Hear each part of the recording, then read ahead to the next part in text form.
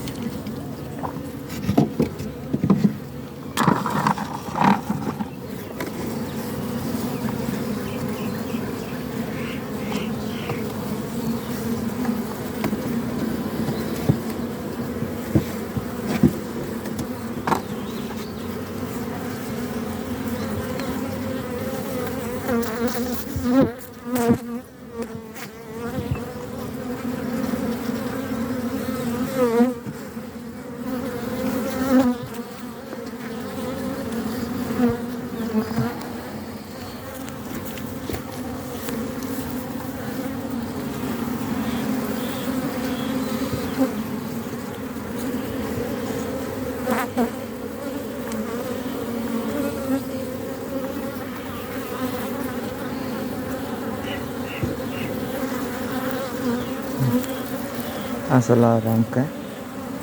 Hop, bunga qanday qilib to'g'ri gumbak qo'yamiz.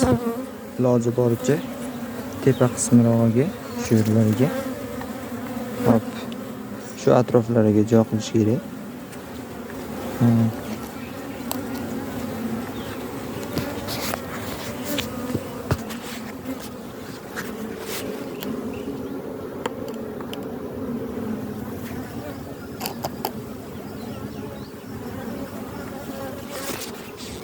Gumbakka tegib ketmagan holatda iloji boricha shu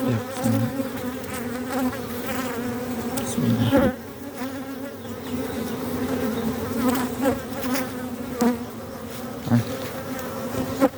Mana shu holatda o'rnatib qo'yamiz. Pastga qarab aridan kelishga boshlaymiz.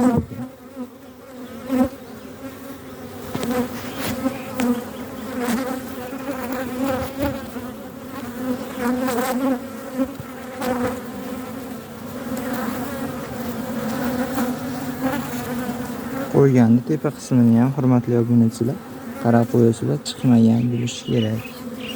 Iloji boricha.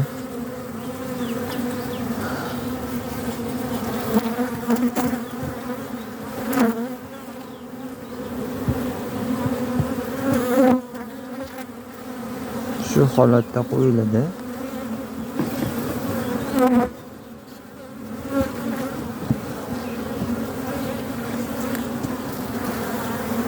Hop, hurmatli obunachilar, hop, ko'rdinglar, ozgina asala bor ekan ramkalarimizda.